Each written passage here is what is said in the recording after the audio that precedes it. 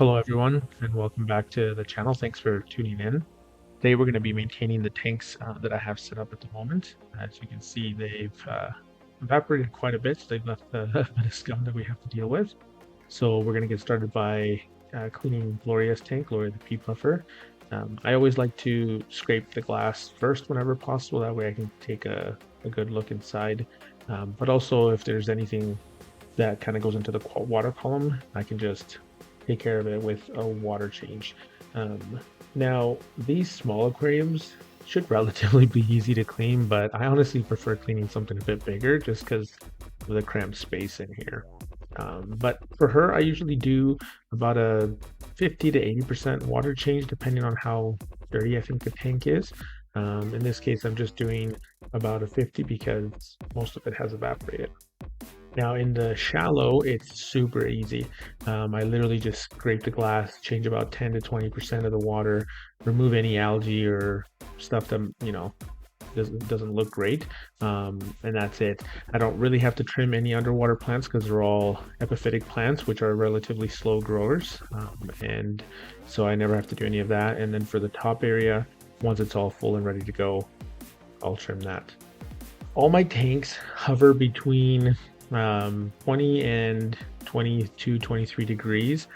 Because they're in the basement, they're a bit more difficult to keep warmer, especially during these winter months. But once spring and summer hits, I probably won't even need to use the heater because the basement will be a nice 20 degrees, 19 degrees or so.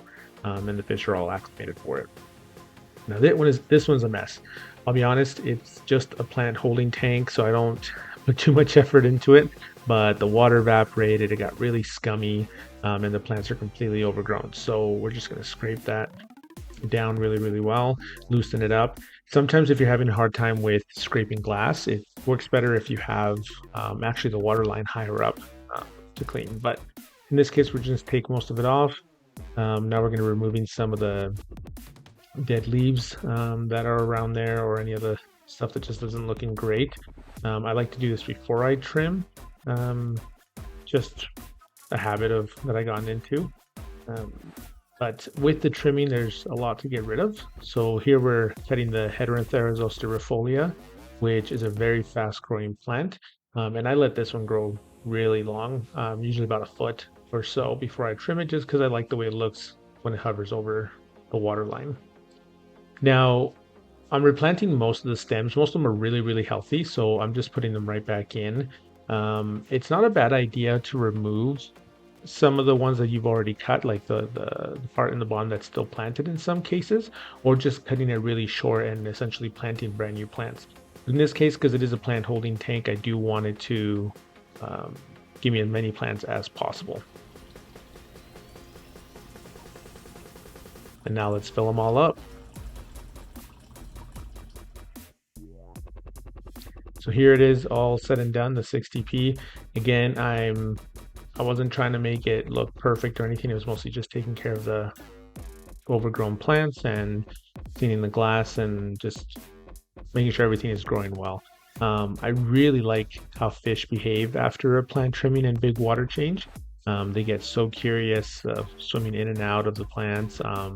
It tends to also kind of bring about a breeding behavior with a bit of a temperature change in the water, because obviously it's not going to be 100% perfect in most cases, but they look great.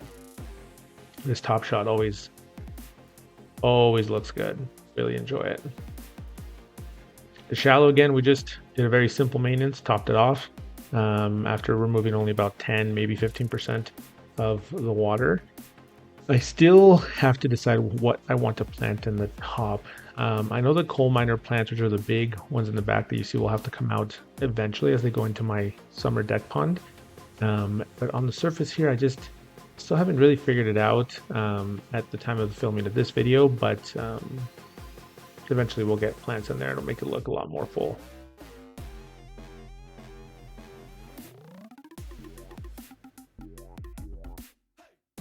This is one of my favorite shots in the tank. The chili reservoirs really like to gather here because it's usually where I feed them.